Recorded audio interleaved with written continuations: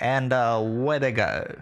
Zingana and Sheltering Arms a little bit slow out of stride. Protea Power pinged the machine, the early leader.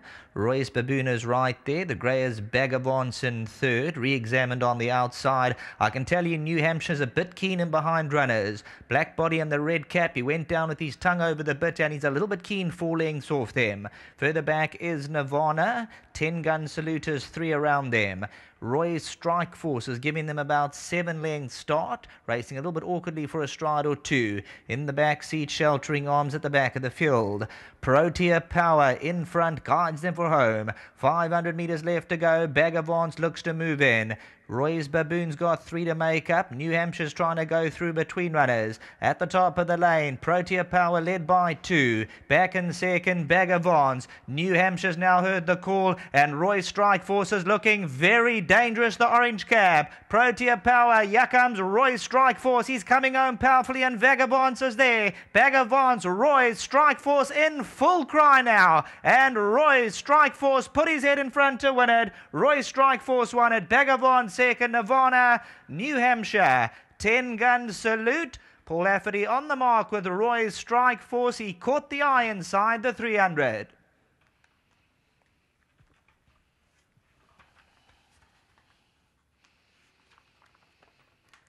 Here we go, Roy's Strike Force, the son of Lecture. Upstairs he looked full of run coming to the 300-metre marker. Bagavance is running an absolute cracker, but Roy's Strike Force and Stuart Randolph, his momentum will carry him past the line.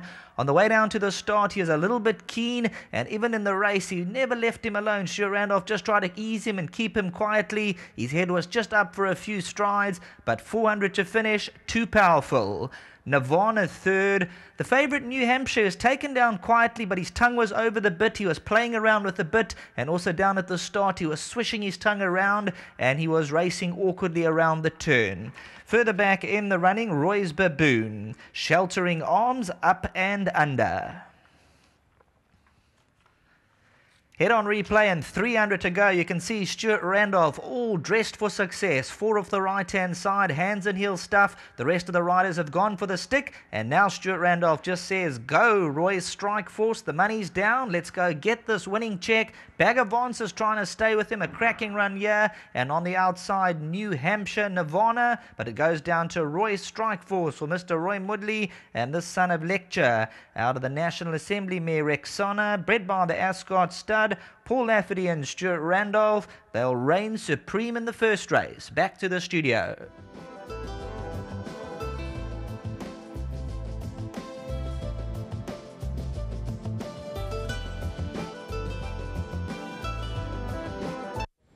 Well, trainer Paul Lafferty confidently tipped his horse for first, and it's duly obliged here in race number 1. Number 2, Roy's Strike Force.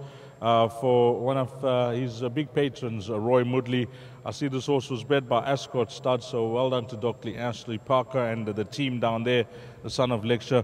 Paul, firstly, hearty congratulations for giving the public a bit of confidence. Thank you, Dees. I thought the gelding had done on the world of good, but firstly, well done to Roy Mudley. I went and saw Roy Mudley during the week, and I went in his office, and I said, this is a decent horse, you know, he'll win races. Linton Ryan found him for me at Ascot Stud. He said, I've got a very good-looking speed horse, and as I said on the air, I think he's going to go a bit further, and he won with a lot of authority, even though you had to shake him up late, you know. Looked that way. He was a bit keen going down to post, and even in the running, you know, he always looked like he was going to get there. He just needed the gaps to open. Absolutely, and I'm thrilled. I'm really thrilled because our 3-year-olds are looking to be a talented bunch. We've got some really nice 3-year-olds, and we've had 3 in the last week or so, you know, with Apollo's Gift, Unbelievable Chad, Roy's Strike Force, and we've got another 5 or 6 who are, I think, equally good. Anything else later on from your side, Paul? I've got one more runner, maybe a place, but we need a little luck, never run on the surface. Before you leave us, what a moment the other day. Derek was deputizing for your stable. We were at Scottsville. Chad, Bert, a few of their mates and the family were on course. It was a great advertisement for racing, wasn't it? It was, and I've got to thank you. You did a wonderful job, because the Telly track must be commended as well. They left it on. You know, he's probably the best swimmer in the world. He had a fan base there with him, and they gave fantastic coverage, which he loves. He was signing autographs for all his fans. He's a wonderful guy, and I was absolutely thrilled. And Derek did a great job as a business manager for the team. I wasn't feeling good after the chemo, but this has perked me up no end. And that was unbelievable, Chad. I'm sure you've got a few races earmarked for him. Yeah, we're looking at the Dingons. Well done here, Paul. Thanks very much. Well done to Paul Lafferty. Stu, you've just been commented. Whilst the race did cut up, you were still drawn worst of all, and that's a very tricky draw on the poly track, especially over this strip. Yeah, like you're saying, especially with the youngsters. As you saw, he was very green. He was running in snatches with me. But I say, as he straightened up and he started to get the idea, and he picked them off nicely. I saw when the gaps open in the straight, and when you popped the question, that was it.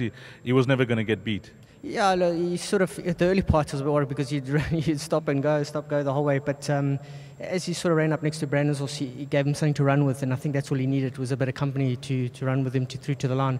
And like you said, when I shook him up, he responded nicely. Fantastic start to the race meeting. You like anything else later on, Stu? I've only got one more left. Just on paper, it looks like he's more effective over shorter, but we've got a good draw on the poly track, and we'll see how we go. You know, I know the Vodacom Durban July was the pinnacle as a jockey, but the other day, just chatting to Laf, and just want to recap, riding that winner for Chad Leclerc, I saw you taking a few pics after the win. It was fantastic and awesome, wasn't it? Yeah, it's nice, and it's well done to that team, and it's nice to have someone of his sports.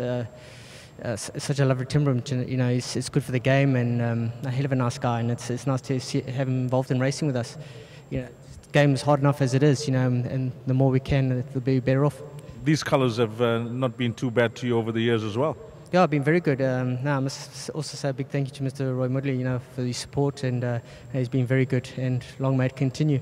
How's the conditions out there, Stu? They're mentioning it's a bit of a strong headwind. Did you guys feel it down the straight? Yeah, look, the wind is, it's gusting, and it's as horses tire, it sort of shifts him around. But you can adapt your riding to that, and it shouldn't be too much of a problem. Nice start to the meeting. One more ride. All the best. Yeah, thanks very much, and thanks again to Paul Lafferty and Dave Burns for helping. Well done, Stu. Thanks a lot.